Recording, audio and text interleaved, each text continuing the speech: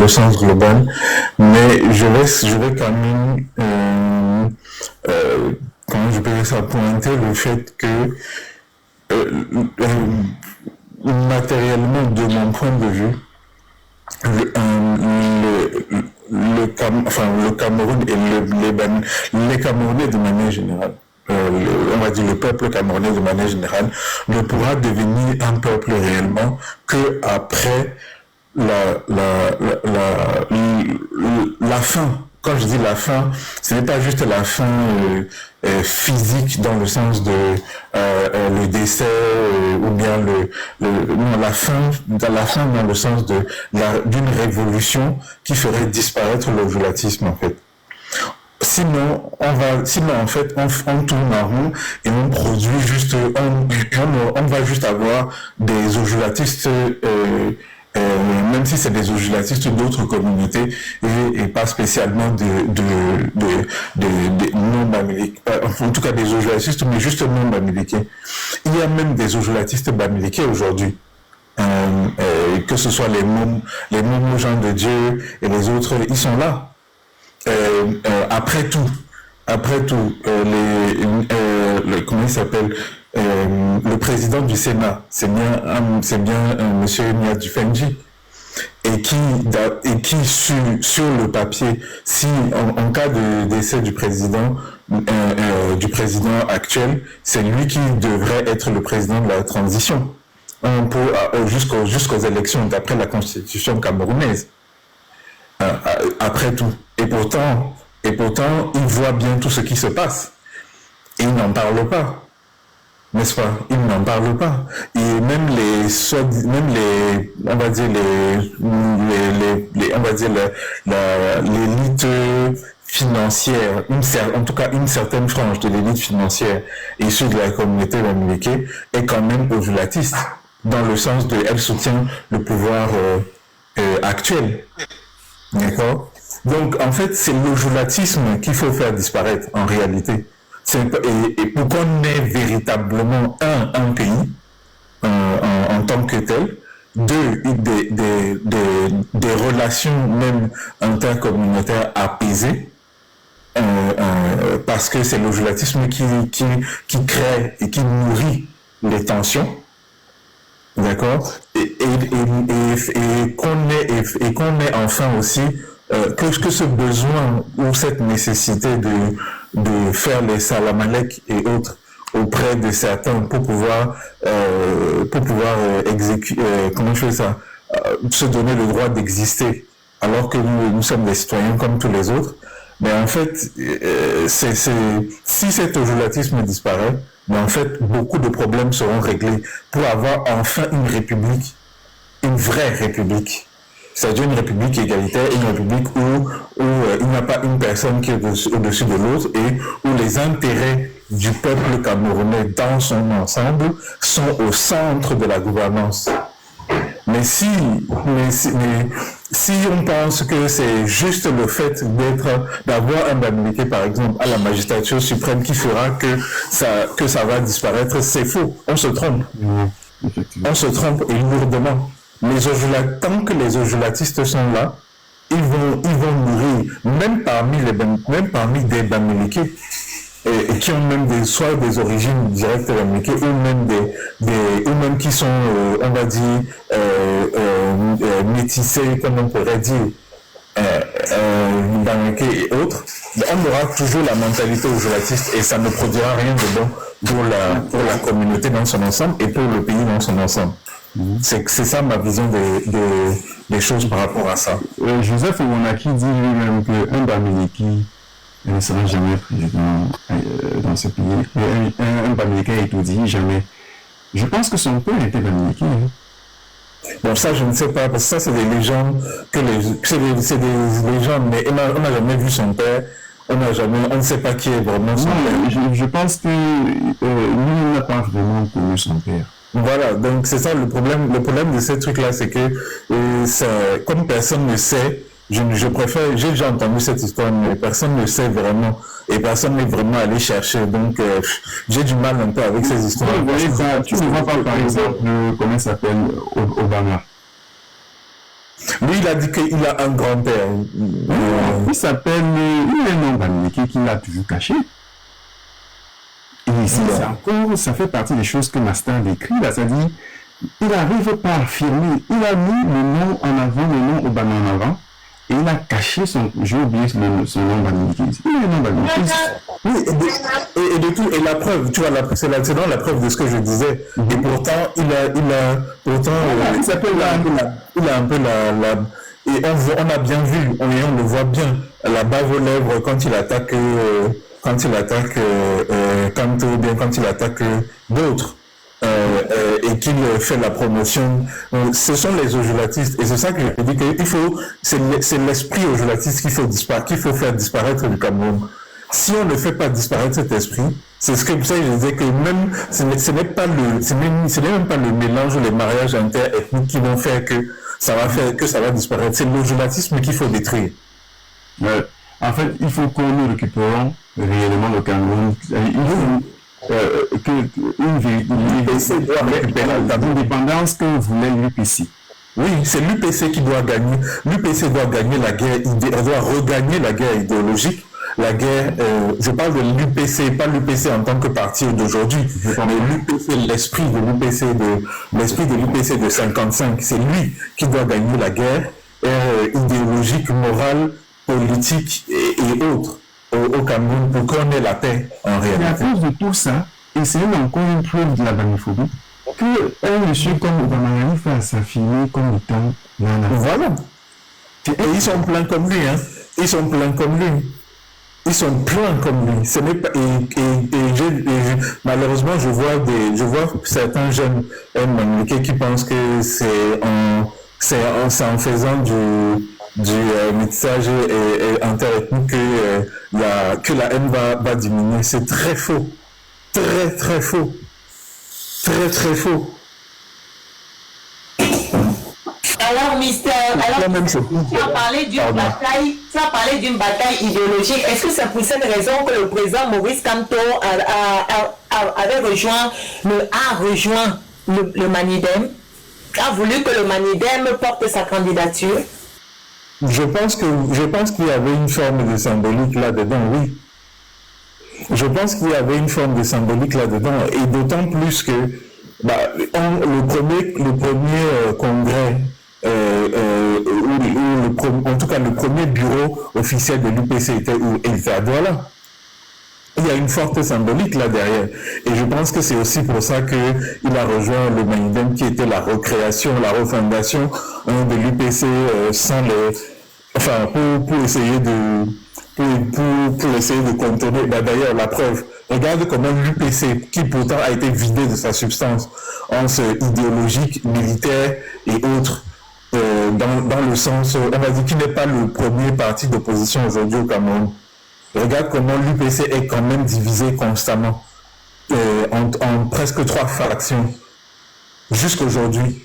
Si ce n'est pas une preuve de la peur, de l'ojulatisme vis-à-vis de ce que l'UPC représente en tant que mouvement politique et en tant qu'idéologie.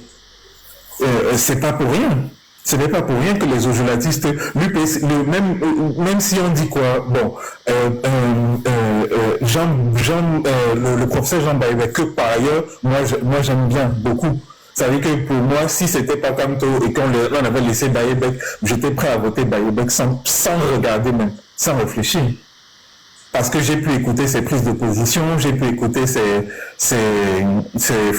manière de penser, sa manière de réfléchir et tout, et j'aurais dit que honnêtement, même si Bloc Kamto, j'aurais dit, alors, sans mouche derrière Baïbek au moins. Parce que lui, il incarne l'ancien UPC dans sa manière de penser, et même dans sa manière de structurer sa pensée pour le Cameroun. D'accord? Et même son discours initiatique, quand il a parlé du programme, de son programme lorsqu'il a fait sa petite interview à Canal 2, où on interrogeait les candidats et autres. Moi, j'ai apprécié.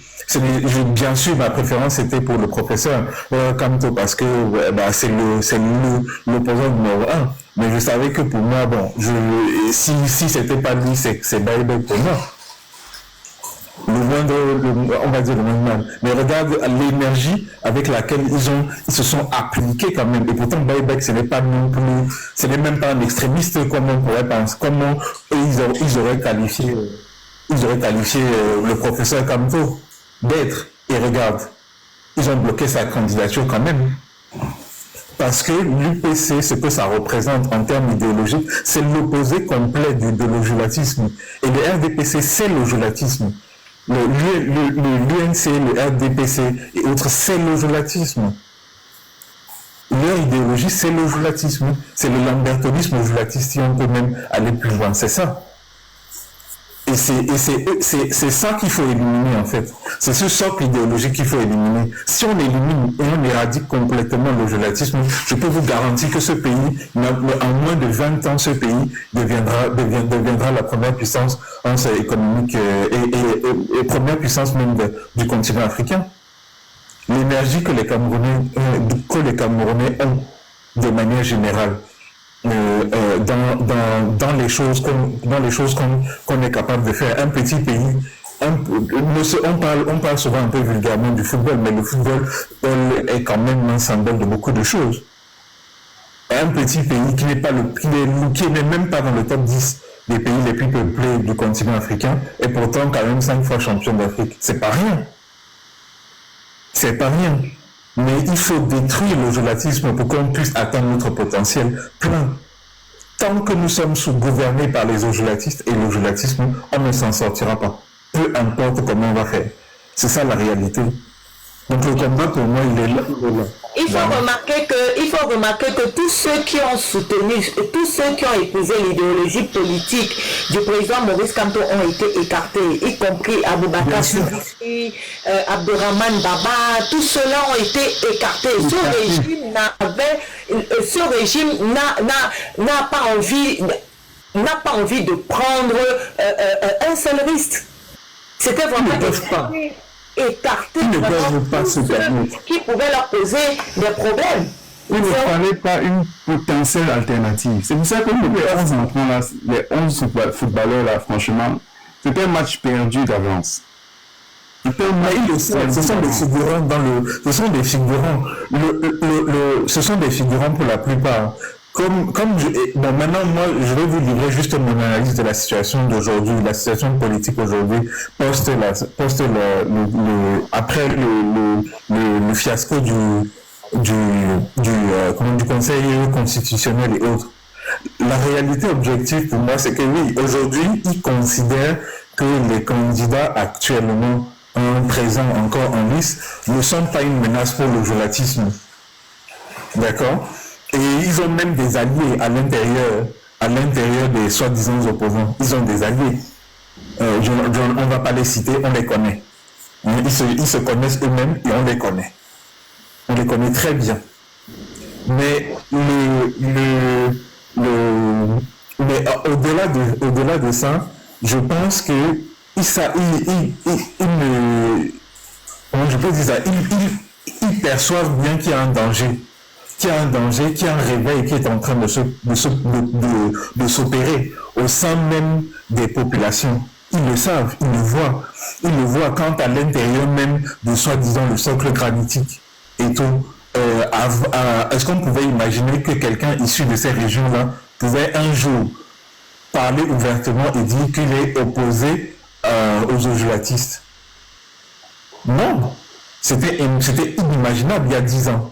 Il y a 10-15 ans, c'était inimaginable, impensable même. Mais aujourd'hui, de plus en plus, les voix s'élèvent. Ils le voient, ils le savent. Ils le savent. Ils ne peuvent pas se cacher, ils le savent. Donc, maintenant, pour le moment, il peut y avoir, en fait, tout est possible.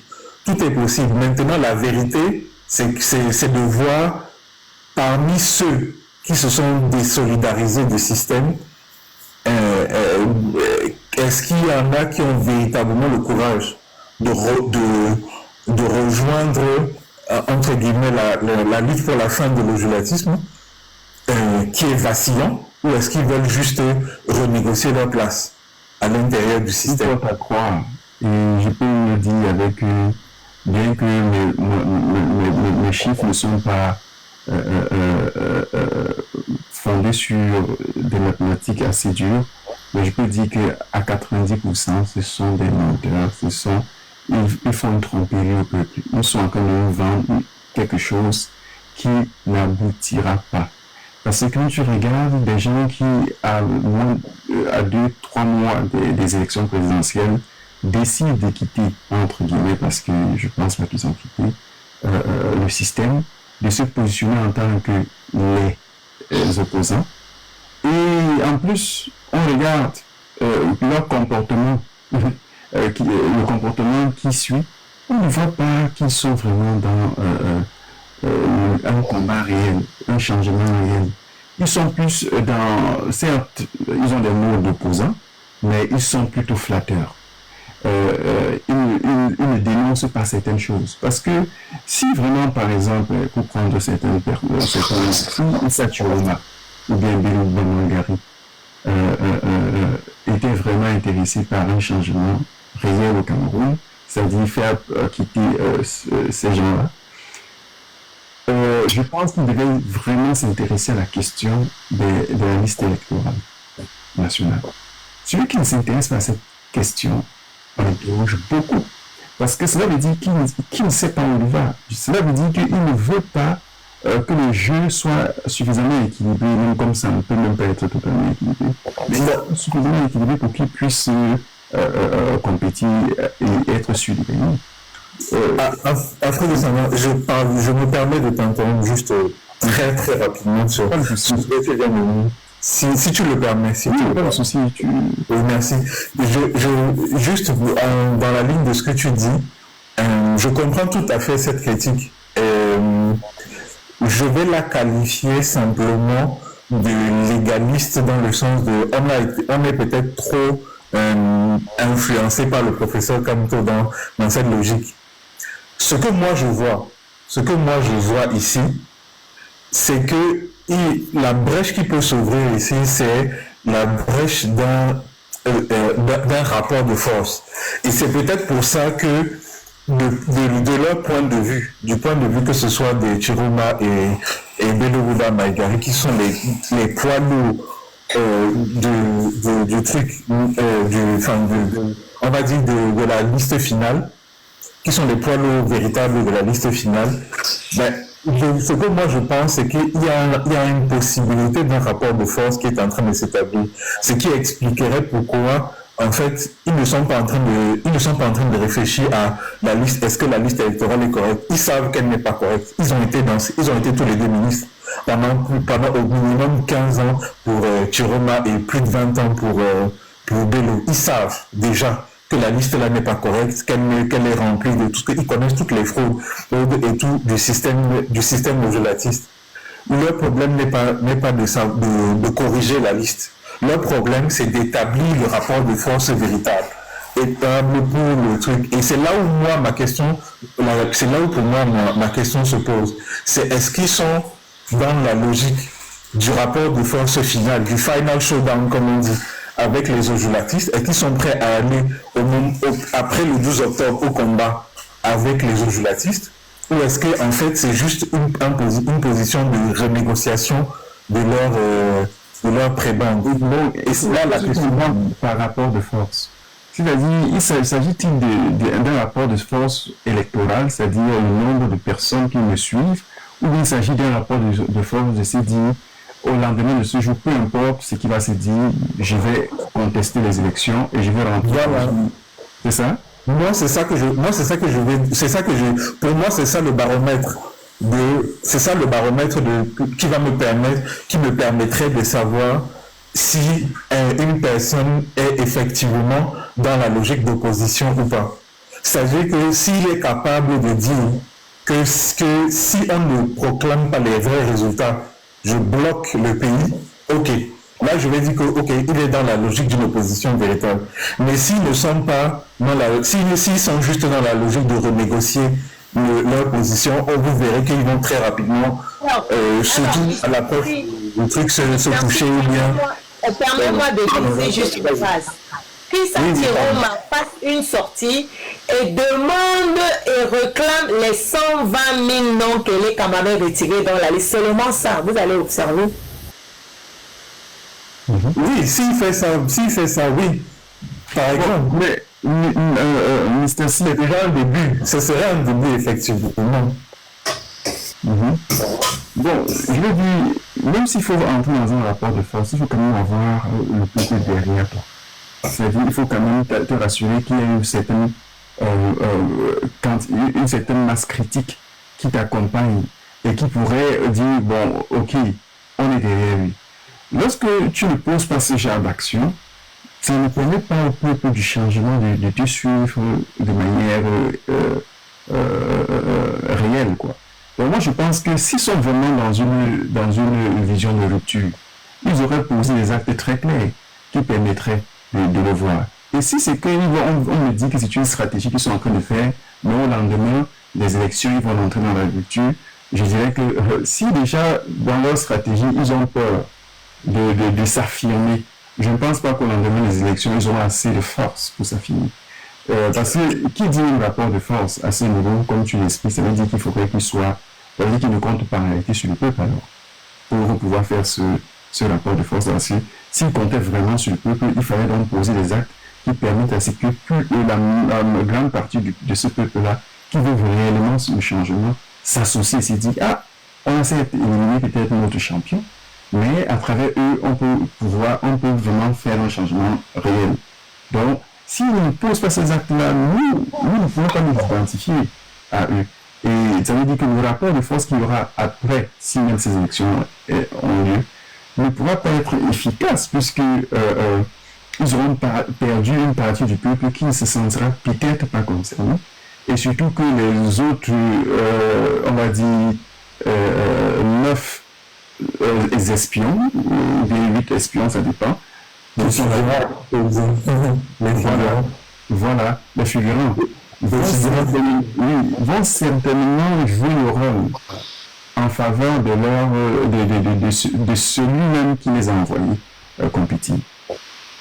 Je pense pareil que toi dans ce sens-là. C'est pour ça que de mon point de vue, je disais que pour moi la clé, c'est de voir dans les prochaines semaines qui va oser entre guillemets se rapprocher du professeur, de notre professeur, premièrement. Et c'est pour ça que personnellement j'ai eu beaucoup de doutes par rapport à monsieur Belomba, parce que j'ai dit bon, il a déjà annoncé son bureau de campagne et il n'y a même pas eu une ouverture, même un semblant d'ouverture vis-à-vis par exemple du MRC, qui pourtant l'a invité au congrès, et le leader du MRC est allé à son congrès, à son avant-dernier congrès de trucs avant celui qui a déclaré sa candidature. Le professeur Kamto est allé à son congrès. Donc, j'ai envie de dire, bon, il a déjà annoncé son équipe de campagne. Je ne vois pas d'ouverture vis-à-vis du MRC, par exemple, ou même du Manidem, en disant que, ou du peuple du changement de manière générale, parce qu'il n'est pas forcé de prendre le professeur Kamto, par exemple, mais s'il prenait quelqu'un qui est très proche à l'intérieur pour démontrer que sa proximité, ostensiblement sa proximité, est idéologique idéologique et au moins pas forcément, pas dire qu'on a le même programme, mais au moins dire que on pense dans la même direction et dans la direction d'une rupture avec les jojolatistes. Là j'aurais dit ok, bon, on monte d'abord dans le train, c'est-à-dire que si c'est le train de Belomba dans lequel il faut monter pour faire sauter les jojolatistes, ok. Mais je ne vois pas ça. C'est pour ça que j'ai dit, bon, il reste la question de Chiroma peut-être pour voir. Ou peut-être d'un autre candidat. Je ne sais pas. Je n'ai pas encore vu parmi le reste des figurants quelqu'un qui aurait osé véritablement prendre position et dire, ok, je veux rentrer dans la confrontation avec les réalisateurs, les réalisateurs du film électoral qu'on est en train de vivre, enfin qu'on est en train d'observer aujourd'hui. Voilà mon point de vue. Il y a aussi un truc que j'ai quand même pu remarquer, c'est que M. Tiroma a carrément dit qu'il ne voyait plus le président. Pendant environ 14 ans, il n'a pas pu... C'était extraordinaire, soit dit en passant. Extraordinaire. Un pays où le ministre ne voit pas son président pendant 14 ans. Ouais. Mais au-delà de ça, on doit s'interroger. C'est-à-dire, voilà qu'il explique que l'une des choses qu'il a fait quitter le navire par rapport au contrat qu'ils avaient de soutenir, parce qu'il dit qu'il avait promis au président de le soutenir jusqu'à ce qu'il quitte le pouvoir, ce qui est déjà frappant. De voir que on soutient un homme de manière continue, peu importe, alors que ça doit toujours s'arrimer à une période de 7 ans, pour le cas du Cameroun. Il dit je te soutiens pendant que tu es au pouvoir jusqu'à ce que tu quittes le pouvoir. Mais il s'est rendu compte que cette relation-là, ce contrat, s'est détériorerait et il a estimé qu'il était temps pour lui de se quitter du navire. Moi, je trouve que c'est quand même bas de le dire à 3 mois des élections et de se positionner en disant que non, dans ce cas, cela veut dire qu'en fait, ce qu'il veut, c'est renégocier parce qu'il n'est pas sûr que ceux-là même qui dirigent depuis 7 ans de manière officielle, de manière officieuse, c'est-à-dire Ngongo et certainement la première dame, vont continuer à accepter ce truc-là. Je pense que s'ils l'ont fait pour eux-mêmes, c'est-à-dire s'ils l'ont fait de leur propre cri, de venir se positionner en tant qu'opposant, cette fois-ci, c'est parce qu'ils veulent peut-être avoir une meilleure part du gâteau camerounais, lorsqu'il faudra encore renouveler peut-être la classe politique. Oui, j'allais dire, je pense que c'est pour ça que moi, de mon point de vue, c'est comme ça que je le vois. Mais maintenant, j'ouvre une porte à cela. Étant passé d'histoire, je ne veux pas vous sauver avec l'histoire de manière générale, parce que bon, voilà. Mais l'histoire est remplie de personnages qui en fait, au départ, n'étaient que des petits sous-fifres et autres dans certains pouvoirs qui après ont retourné leur veste au moment décisif et se sont révélés être ce qu'on ne pensait pas être en réalité. Donc c'est pour ça que j'ouvre la porte parce qu'en réalité, on ne sait pas réellement qui veut quoi de manière objective. C'est dans l'observation et c'est ça aussi un peu entre guillemets la beauté du moment, enfin la beauté entre guillemets et aussi la tristesse, mais la beauté du moment qu'on vit et la difficulté aussi du moment qu'on vit actuellement au Cameroun parce que on ne sait pas exactement qui pense quoi, qui fait quoi et quelles sont les intentions des différents acteurs à part le chef bandit principal. Le chef bandit, on le connaît déjà, on sait ce qu'il va faire. Mais les autres, on ne sait pas. Et c'est le point d'interrogation. Et c'est en les observant, c'est qu'en les observant qu'on aura nos réponses, en réalité. C'est pour ça que je ne ferme pas la porte. Je ne veux pas être un puriste idéologique et fermer la porte complètement à la possibilité d'un retournement de veste d'un des acteurs, d'un des figurants du film. Parce que parfois, le figurant devient l'acteur principal et tu es surpris. Oui, mais Mister C, la hantise du peuple camerounais, c'est de savoir si Tiroma pourra défendre leur voix. C'est là la question. Mais comme nous savons qui peut subir un chantage du fait qu'il ait des casseroles, c'est normal qu'il y ait des doutes. C'est normal qu'on émette justement des doutes. Parce que quand une personne est tenue, ok, à un moment donné, il va devoir subir un chantage. On va lui dire, écoute, si tu ne fais pas ça, nous allons faire ça. Il va lâcher la laisse. Il va lâcher la laisse. Par contre, quand nous sommes appuyés sur le président Maurice Kamto, parce que lui, il n'a aucune casserole. Il n'a même pas une seule épingle oubliée dans sa poche. Et c'est pour ça qu'il a été injustement écarté. C'est parce que le peuple va lui faire de pression. Bien sûr. Mais tu as alors de ce point de vue-là, je partage totalement ton analyse. Je vais seulement exprimer un autre point de vue. C'est que c'est peut-être aussi parce qu'il a des casseroles qu'il est aussi coincé et qu'il n'a pas réellement le choix.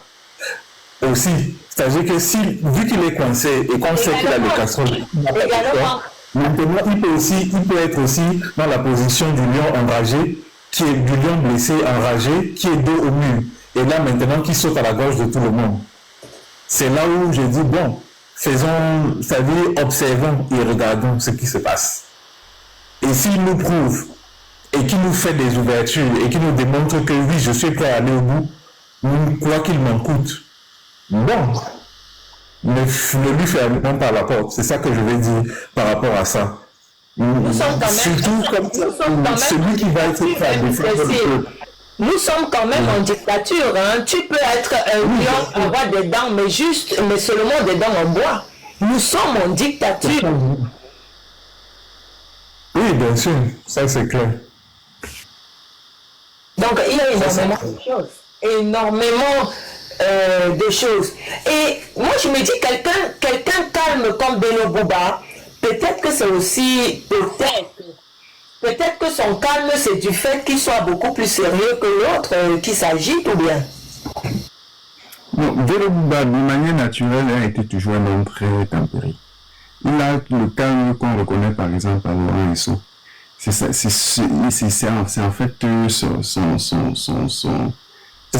fait son caractère.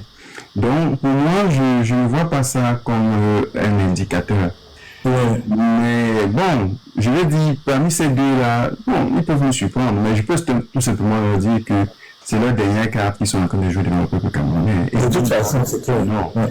Peu importe ce qui va se passer, à partir du 12 octobre, le peuple du Nord va savoir s'ils ont été encore une fois bernis, ou alors ils vont prendre la responsabilité, là, soyons en sûrs, ou alors si effectivement ces gens-là qu'ils ont suivis étaient réellement des gens qui voulaient un changement. J'espère, parce que pour prouver que tu veux le changement, je veux voir des actes. Il y a des signes. J'espère qu'ils vont faire leur campagne partout, qu'ils vont aller un peu partout dans le Cameroun, ils ne vont pas se limiter au Nord. Parce que jusqu'à présent, on a l'impression qu'ils veulent nous montrer, ou en fait, tout nous montrer aux yeux du monde, que le vote au Cameroun est communautaire, chacun fait son truc dans la communauté. J'espère qu'ils vont essayer de partir dans n'importe quel lieu, et même dans le nord-ouest ou le sud-ouest, pour faire leur campagne. J'espère que s'ils sont sincères, qu'ils vont se rapprocher de celui-là qui a les clés du peuple du changement, notamment le professeur Maurice Kamto, et vont tisser des alliances avec des gages sûrs, avec l'APC. Ils pourraient par exemple, un d'eux peut par exemple rentrer dans l'APC. Ils peuvent déjà au moins se mettre ensemble. Je dis, je ne peux pas donner, moi je dis, je reste sceptique, je n'y crois pas. Et si jamais il y a un changement, je dirais, ah ok, je vois, si le professeur donne son mot par rapport à eux, et que je vois qu'il y a des gages là, je peux dire que ah oui, là c'est un peu sincère, mais sinon franchement je ne crois pas. Et je me dis que ce qu'il faut faire, c'est de rester mobilisé autour du professeur Maurice Kamto, de continuer de se battre pour qu'il n'y ait soit pas d'élection, et que même s'il y a ces élections, qu'elles ne soient du tout pas crédibles, et qu'on voit bien, et même que le peuple puisse voir que ce qui s'est passé était d'une bêtise, et qu'il a manqué d'un homme.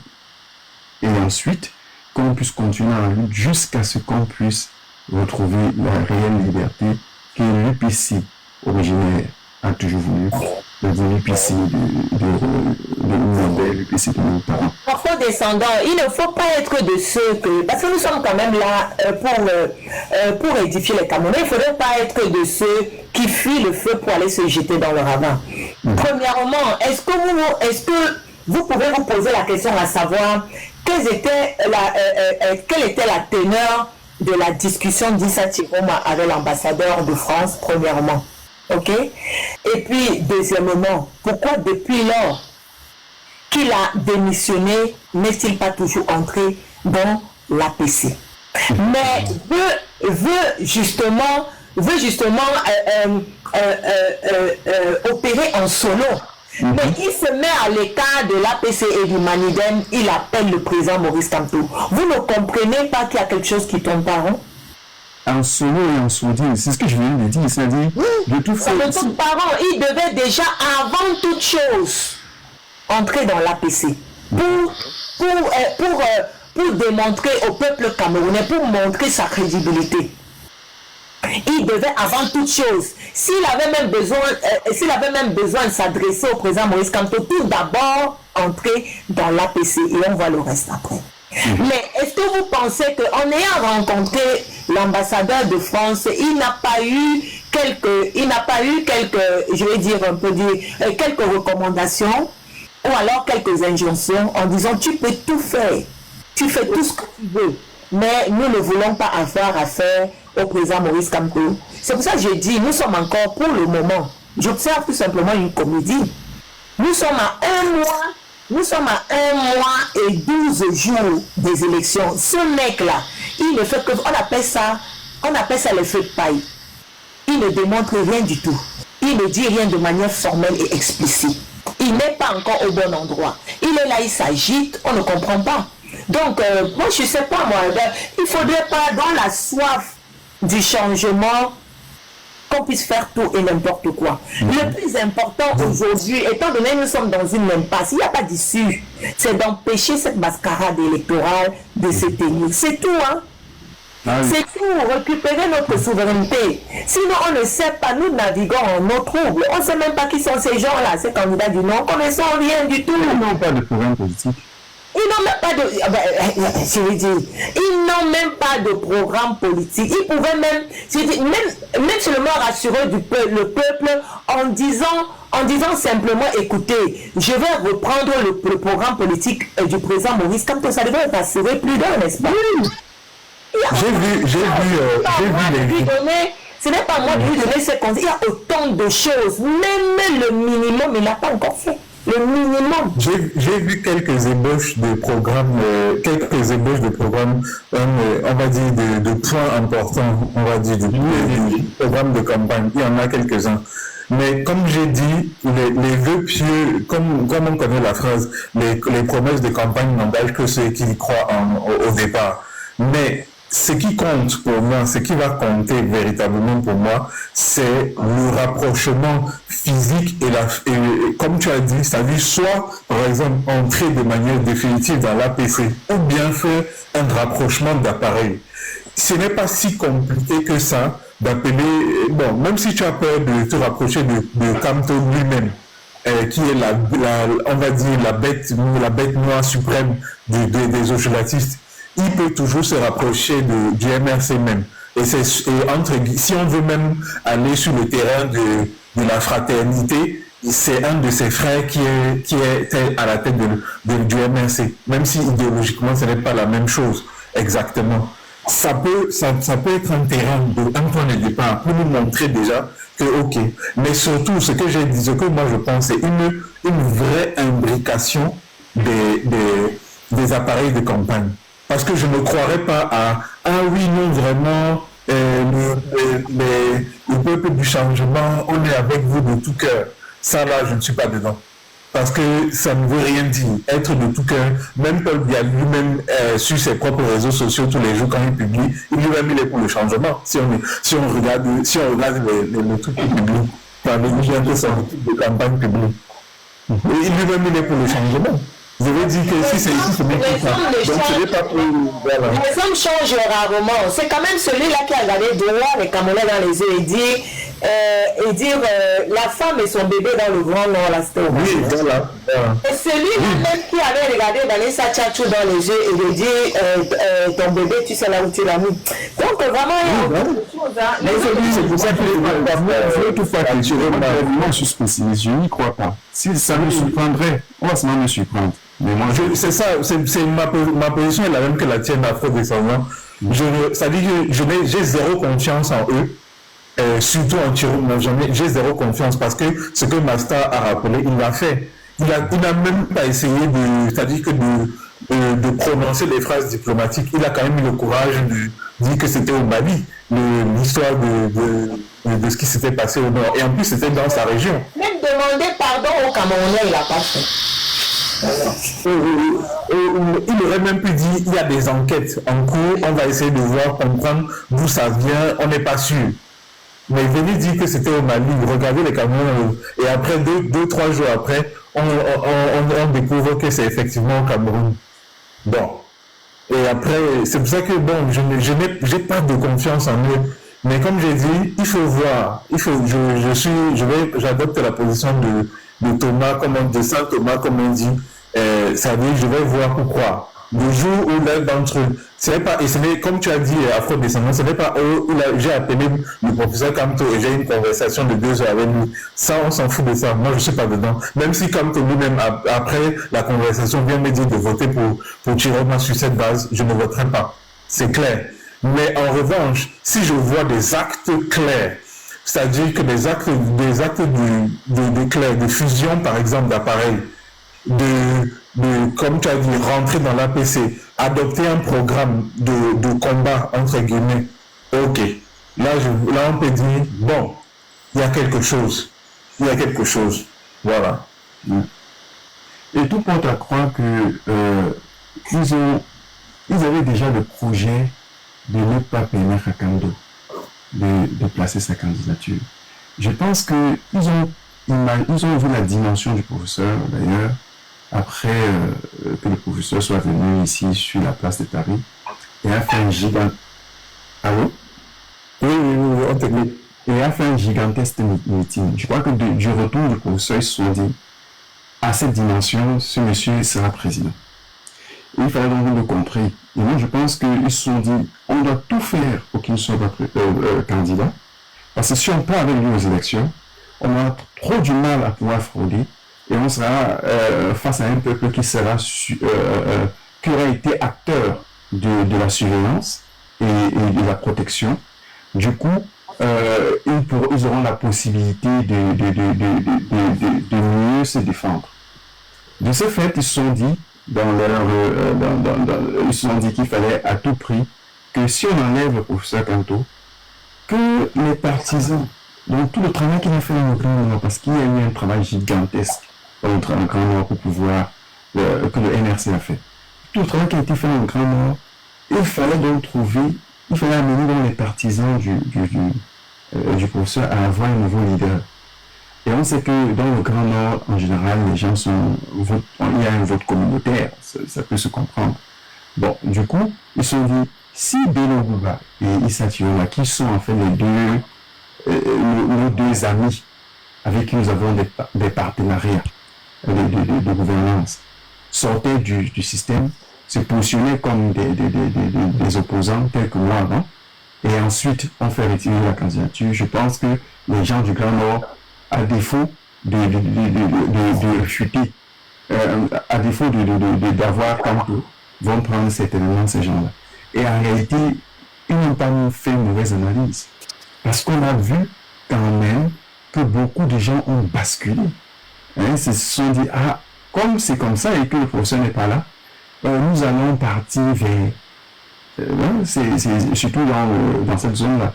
Et ça n'a pas eu simplement des impacts au niveau du peuple du changement. Moi, j'appelle le peuple du changement ceux qui sont avec le professeur Kanto, bien ceux qui sont pro-UNRC.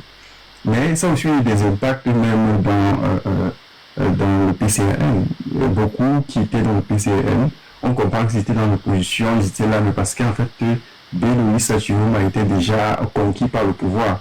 Mais une fois qu'ils sont sortis et qu'ils sont positionnés en tant qu'opposants, même s'ils sont des pseudo-opposants, certaines personnes du PCRN sont reparties dans leur parti communautaire, ou bien dans leur parti, dans les partis du Nord. Donc, moi je pense que tout ça est un grand théâtre. Un grand théâtre qui doit permettre au peuple camerounais éveillé de faire encore le constat qu'on a vraiment besoin de se mettre ensemble, chasser ces gens-là et construire réellement la République. La République n'est pas construite. Il n'y a même pas de république au Cameroun. C'est en fait une sorte d'État. C'est un État. Ce n'est pas une république, parce qu'une république a des valeurs communes, a une structure commune et un peuple. Là, c'est juste un État, c'est-à-dire un appareil d'administration et de répression. C'est tout ce qu'on a au Cameroun à l'heure actuelle, c'est tout. C'est juste un appareil administratif qui est bancal d'ailleurs et un appareil de répression, c'est tout. Monsieur Cousin Campo s'était présenté avec le MRC. S'était présenté, je l'ai dit, et puis il avait participé aux élections de 2020. Et s'était présenté avec le MRC. Ça aurait toujours abouti à ça. Même s'il s'était présenté avec un autre parti politique, ça aurait toujours abouti à ça.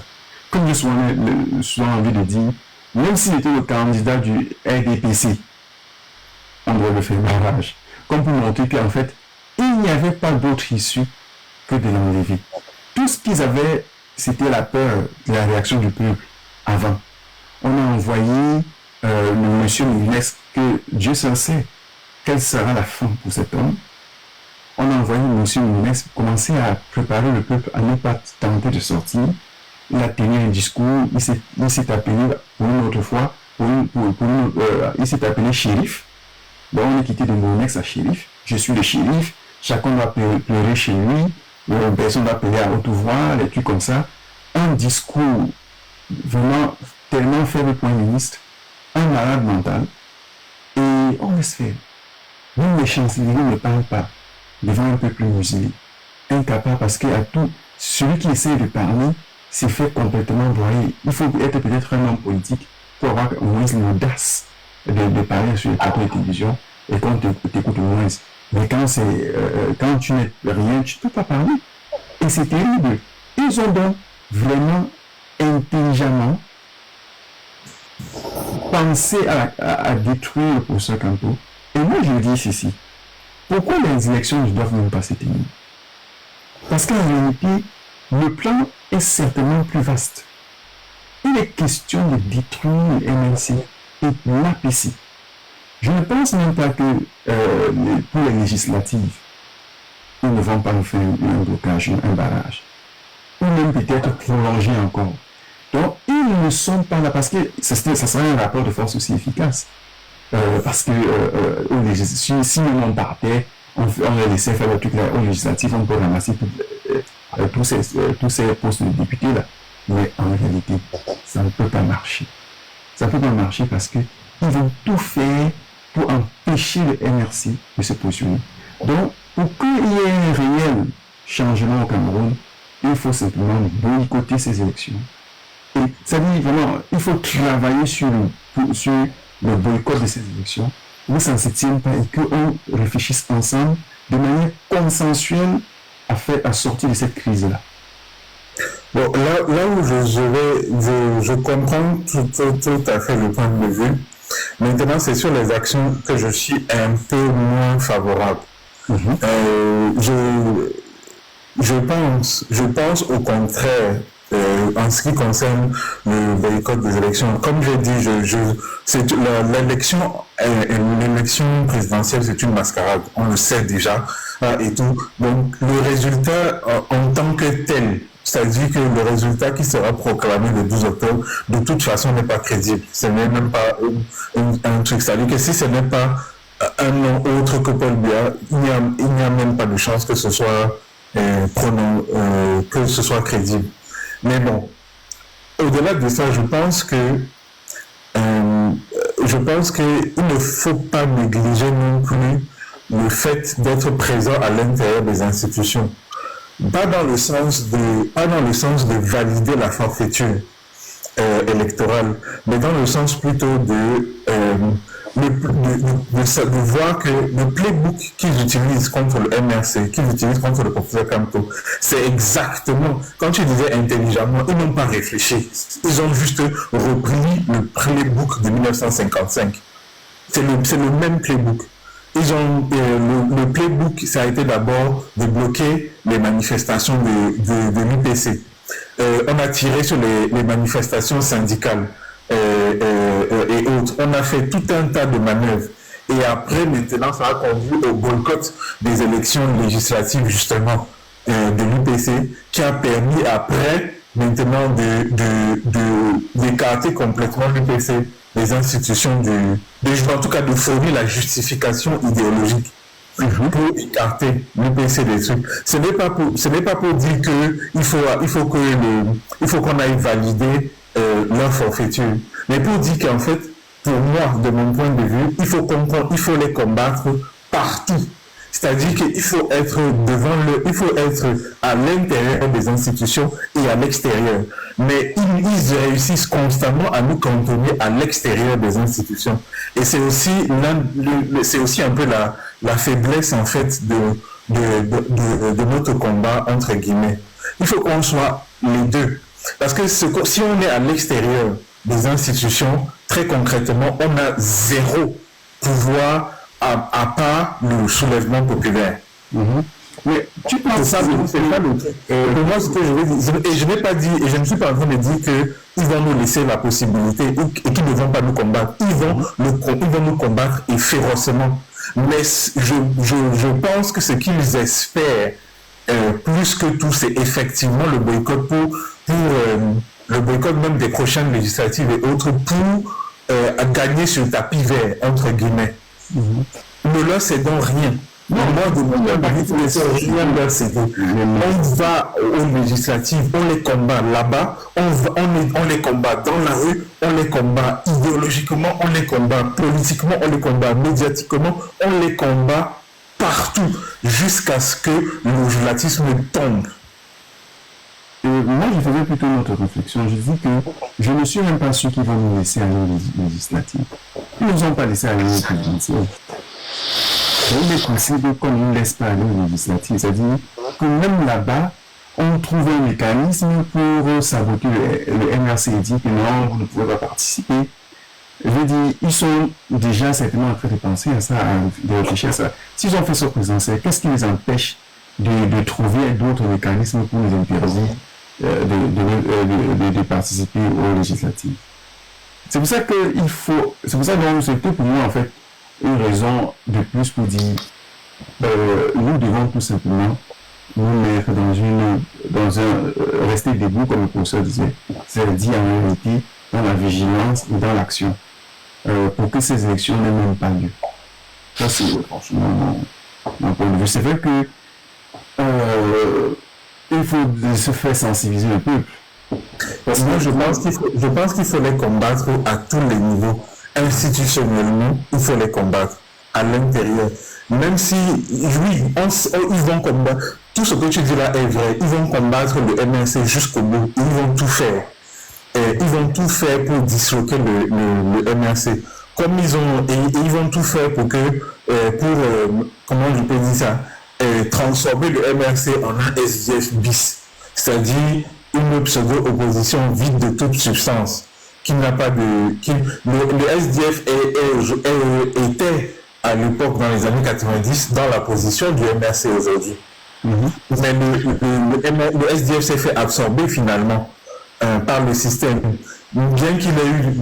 tu vois, et le point de départ, ça a été le boycott, et après ça, ils ont pu fracturer comment je faisais ça, le parti.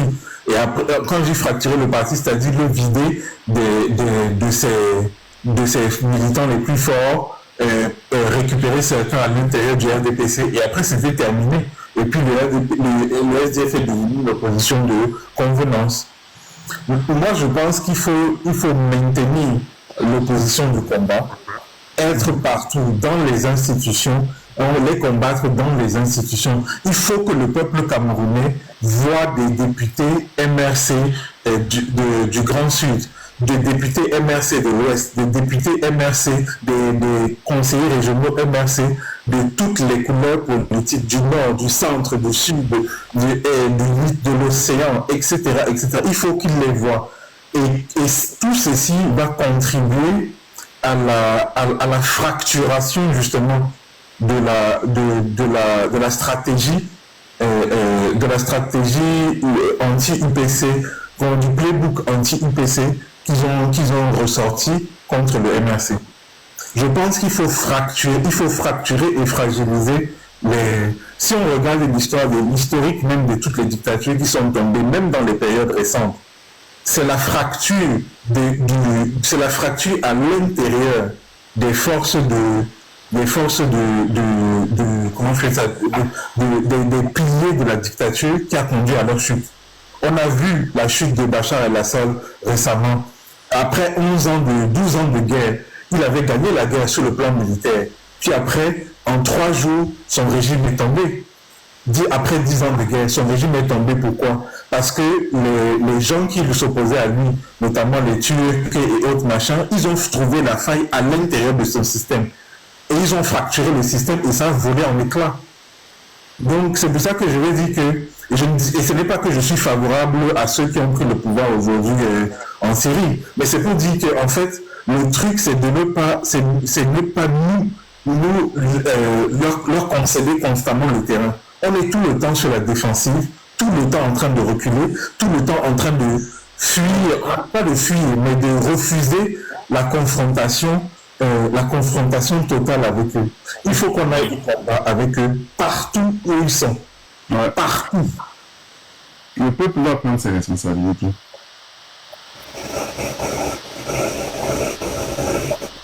Donc, voilà mon point de vue. Bon, moi, je vais vous lâcher ici parce que, j'ai d'autres obligations, mais je serai quand même à l'écoute de temps en temps du débat. En tout cas, ça m'a fait plaisir de parler avec vous, avec toi, Afro-descendant, et avec toi, Master. Comme je connais, je suis abonné à ton panel, je viens de temps en temps. Enfin, une fois de temps en temps, une fois tous les 3 mois, mais c'est toujours un plaisir de parler avec vous. Merci en tout cas. Merci beaucoup, Mr. C.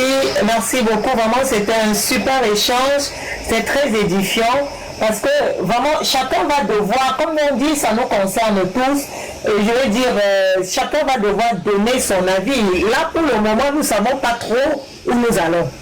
À 1 mois, en tout cas, de leur calendrier, parce que moi, j'aimerais que ces élections ne se tiennent pas. À 1 mois de leur calendrier électoral, les Camerounais ne savent pas à quelle sauce ils vont être mangés. Donc, il faudrait juste, pour ma part, arrêter cette mascarade électorale et n'oubliez pas le rendez-vous à Genève le 26 septembre. Pourquoi le 26 septembre? Parce que nous n'avons pas pu avoir une date beaucoup plus tôt parce qu'il faut 1 mois pour une déclaration de marche en Suisse. On avait voulu mettre ça pour le 12 septembre, mais c'était trop court parce que l'idée qui avait été donnée sur les panels, c'était justement quelques jours avant. Donc c'était trop court, donc voilà, la date est tombée que ce soit le 26 et ça sera la première manifestation du peuple après le rejet de la candidature du président Maurice Kamto. Le peuple ne s'est pas encore exprimé et il faudrait que le peuple s'exprime. On a l'impression, en tout cas, on donne l'impression à la communauté internationale que tout se passe bien en fait. Que le rejet de la candidature du président Kamto, ça ne concerne pas les Camerounais. Pourtant, nous disons tous les jours sur notre panel que c'est la candidature du peuple. Donc, il faut que le peuple s'exprime. Et je souhaiterais que ce soit un pari bis. Donc, autant de monde pour vraiment... Et en plus, ça va se passer à l'ONU. L'ONU s'est impliquée dans ces élections, n'est-ce pas? Donc, nous allons demander à l'ONU de rendre des comptes. Son silence est complice. Donc, c'est autant de choses. Chacun va choisir son slogan.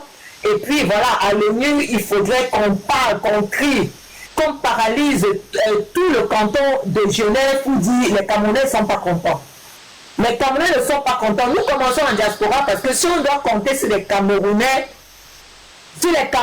du Cameroun là-bas, ceux qui vivent au Cameroun là, je ne sais pas s'ils ont déjà terminé avec la gueule de bois parce que je ne sais pas s'ils ont déjà avalé la pilule. Hein. s'ils ont déjà avalé la pilule. Donc il faut bien que ça commence quelque part. Et sur le plan national, il y a justement l'action citoyenne, le sifflet national et les couvercles républicaines, voilà, qu'il faudrait que les Camerounais commencent déjà à s'y intéresser, à s'impliquer pour que nous puissions former un seul peuple comme le peuple ivoirien et sénégalais enfin. Parce que les Camerounais n'ont aucune notion d'une révolution, d'une manifestation. On leur a privé de tout. On leur a privé de tout, il ne manque que l'oxygène. Bientôt, ils vont même devoir payer l'oxygène. On leur a privé de tous leurs droits. Tous leurs droits. A été complètement vidé de sa substance. Quand on dit peuple camerounais, c'est juste les gens qui ont le passeport camerounais ou bien la carte d'identité camerounaise, pour ceux qui l'ont. Pour ceux qui parviennent à l'avoir. Ces documents même investis ne servent plus à rien. Ces documents ne servent plus à rien. Le président du Conseil constitutionnel a déchiré la Constitution. Quand on déchire la Constitution, n'est-ce pas qu'on a enterré le pays avec? C'est tout. Oui, c'est fini. Les officiels ne servent plus à rien. N'est-ce pas, le MINAT a démontré aux yeux du monde entier qu'au Cameroun, tout un MINAT peut fabriquer des faux documents. Donc, quand tu parles de qui ne leur reste que la carte d'identité, en quel honneur? En quel honneur? Le Cameroun est en danger. Le Cameroun est en danger. Donc, depuis que cette histoire s'est passée, on ne sait pas s'ils sont endormis. Si les Camerounais sont endormis, on ne sait pas trop ce qui se passe. Donc, ce sera la première manifestation et tous les Camerounais de toute la diaspora doivent y participer. Nous devons dénoncer cette injustice-là. Nous devons dénoncer la France. Nous devons dénoncer le Conseil constitutionnel, dénoncer les cas. Dénoncer autant de choses. Les Camerounais doivent enfin s'exprimer. C'est un peu tard, mais il le faut. Parce que nous passons là pour un peuple amorphe, un peuple perdu. Et on ne sait plus comment nous qualifier. Il faut un sursaut d'orgueil. On ne sait plus comment nous qualifier. Donc c'est ça. Donc Mister C, c'était super. C'était vraiment super. Voilà, on se retrouve ici de temps en temps quand je suis en live. Hein. Merci beaucoup. Merci beaucoup en tout cas. Merci. Passe une bonne soirée, une bonne nuit. Est-ce qu'Afro-Descendant veut donner le mot de la fin? Comme ça on ferme et chacun retourne à ses occupations. Tout ce que je peux dire, c'est revenir en fait sur le dernier point que tu as donné, c'est-à-dire la mobilisation à Genève qui se fera le 26 septembre. J'invite tous les Camerounais vraiment au prix de justice à se mobiliser pour qu'on se retrouve là-bas le 26 septembre et qu'on puisse dénoncer ce qui se passe au Cameroun. Il ne faut pas s'amuser. Si aujourd'hui les Sénégalais ont à trouver un peu de justice, à rétablir un peu de justice dans leur pays, à restaurer certaines choses qui étaient vraiment très compliquées, notamment avec la problématique de Ousmane Sonko, c'est parce que justement les gens sont sortis, les gens se sont mobilisés même en diaspora. Et il est besoin que le peuple camerounais se batte. Mais ne vous dites pas que un demi, ce n'est pas grave. Non, c'est toujours grave. Il faut qu'on soit là. Ce sont des sacrifices, mais il faut qu'on soit présent. Il faut qu'on soit présent pour agir, pour dire demain à nos enfants que nous avons quand même fait ce qu'il fallait faire. On ne peut pas se dire que bon, je ne fais rien, les autres font suffisamment et penser que ça ira. Pour ceux qui sont en diaspora, franchement, je les invite à se battre, à tout faire pour être ce jour-là, et pour qu'on puisse tous se retrouver ensemble. Et comme Mastar disait tout à l'heure, que ça soit un pari-bis, et voilà quoi. Et que même le professeur, là où il se trouve actuellement au Cameroun, puisse être fier de voir que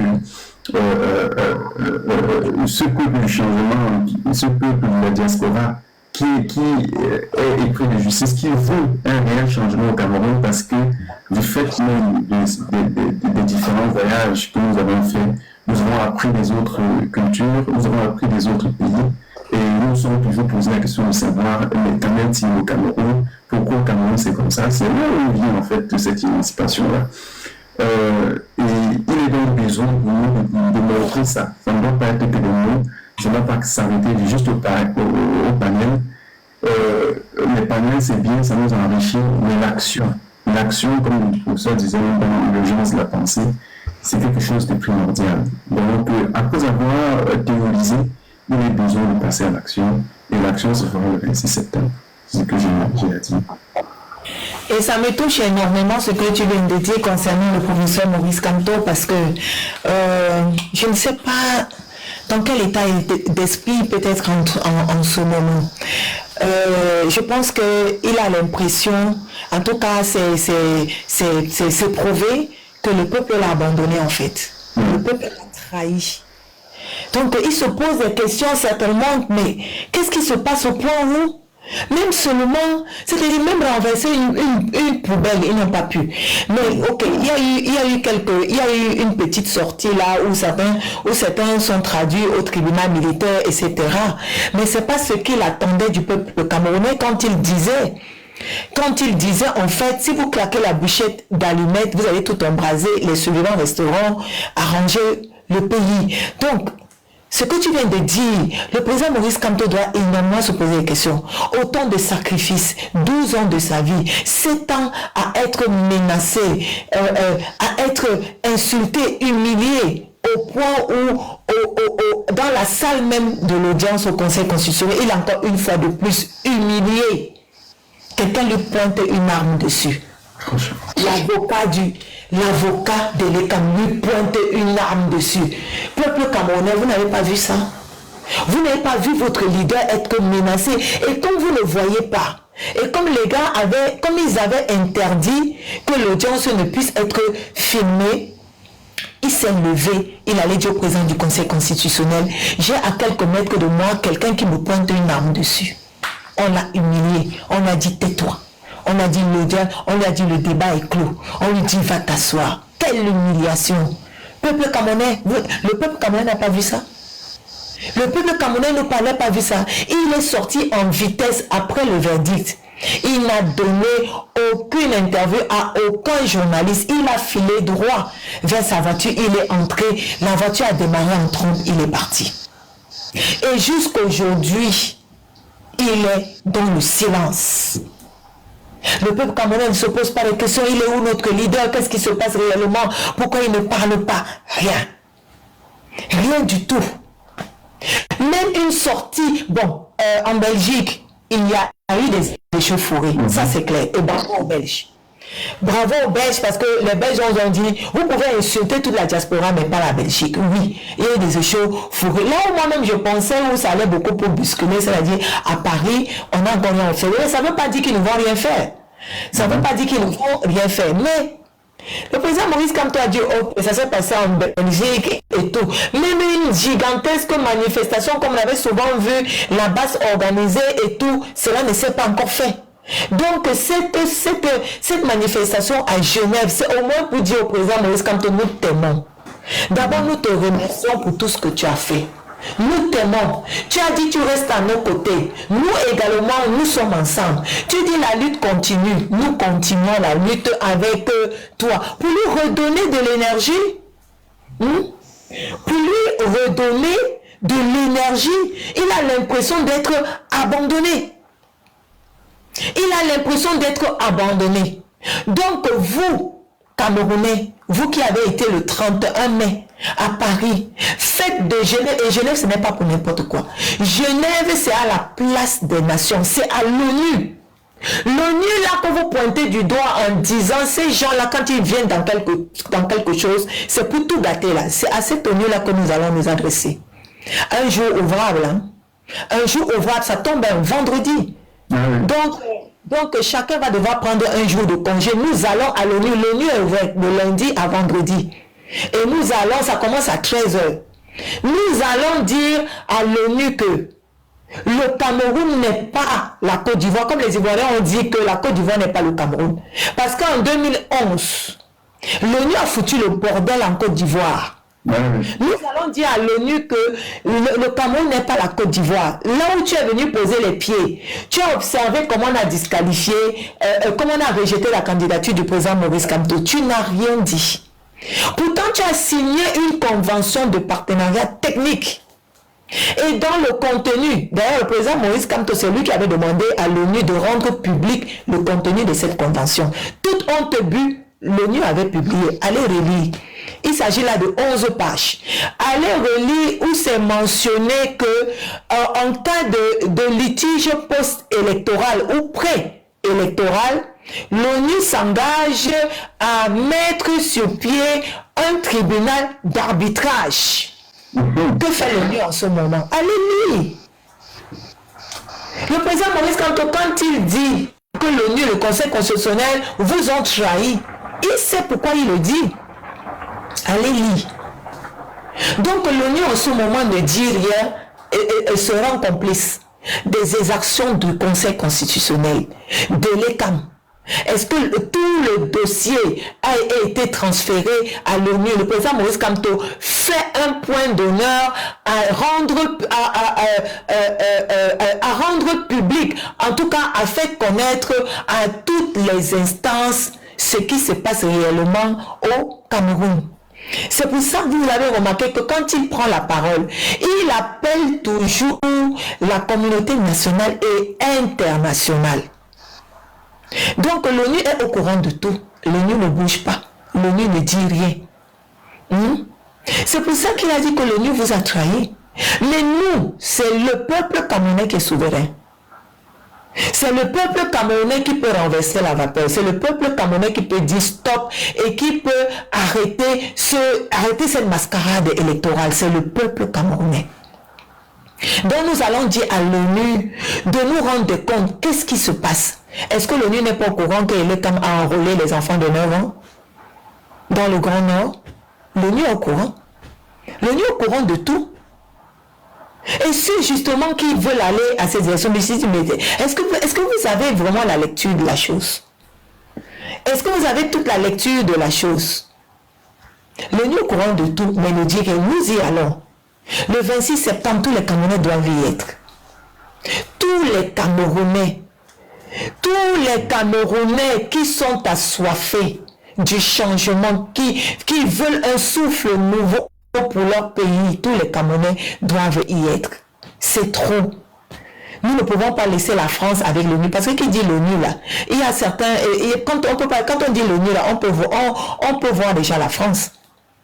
C'est pour ça que nous interpellons Vladimir Poutine. Parce que quand on parle de l'ONU, Vladimir Poutine jette ça dans les toilettes, tire la chasse. Il n'en a rien à foutre.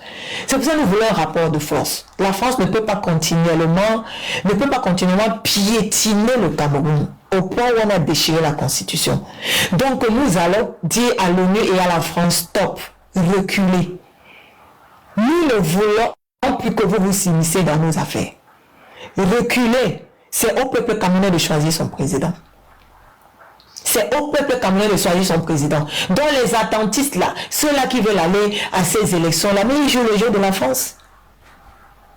Ils jouent le jeu de la France. Parce que c'est la France qui organise cette mascarade électorale, c'est personne d'autre. Vous avez vu comment vous avez vu au moins 3 opposants aller en consultation avec les acteurs politiques français. Vous pensez que c'était pourquoi? Mais vous pensez c'était pourquoi? Est-ce qu'ils sont allés rencontrer les Hollandais ou les Suédois? Ou les Belges? Non.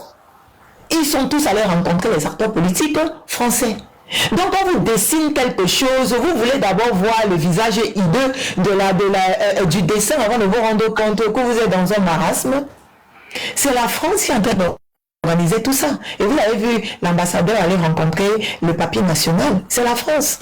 C'est la France qui est à l'origine de diriger la candidature du président Kamto. C'est la France. C'est la France. Donc, peuple camerounais, vous n'êtes pas sorti, vous n'avez rien fait, vous n'avez pas bougé. Allons-y à l'ONU. Soyons des milliers là-bas, même 100 000 comme à Paris. Allons-y paralyser Genève pour que le monde entier, parce que c'est quand ça se passe à Genève, hein, les journalistes sont déjà là. Hein, est-ce que vous le savez? Quand ça se passe à Genève, les journalistes sont déjà là. Oui. Ce n'est pas comme en France où il faut les convoquer. Les journalistes, quand ils savent qu'il y a une manifestation, les journalistes sont là. Donc, nous voulons démontrer à Genève, avec les journalistes vont relayer cela sur toutes les chaînes de télévision, que les Camerounais se sont exprimés, au moins ce sursaut d'orgueil. Voilà, donc c'est ça, Afro-Descendants. Vraiment, merci beaucoup. Donc, ici, la 23h21, je pense que je vais devoir fermer pour me reposer aussi. Merci. Alors, merci à tous pour le tapotage, pour votre présence. Soyez toujours présents quand je fais des lives. Et bonne nuit à vous et bonne soirée. N'oubliez pas, la marche c'est le 26 septembre à 13h. C'est pas à partir de 13h. C'est à 13h, on commence la marche à la place des Nations à Genève.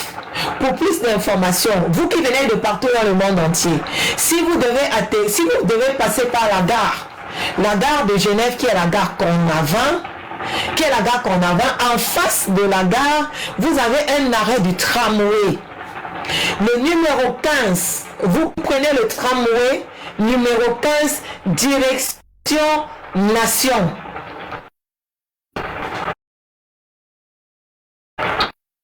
Face de la gare Cornavin, direction Nation. C'est le terminus.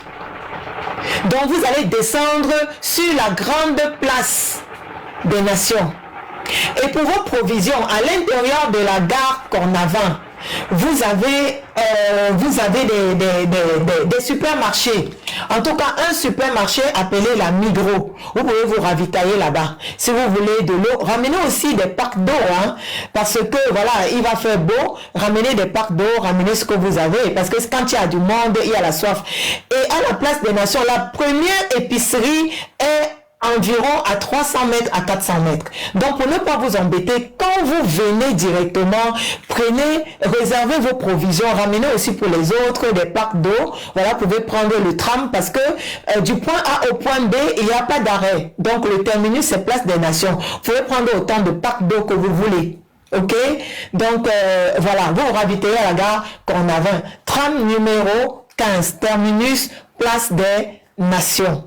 Voilà. Et vous qui venez en voiture, dans le quartier des Nations, vous avez des parkings.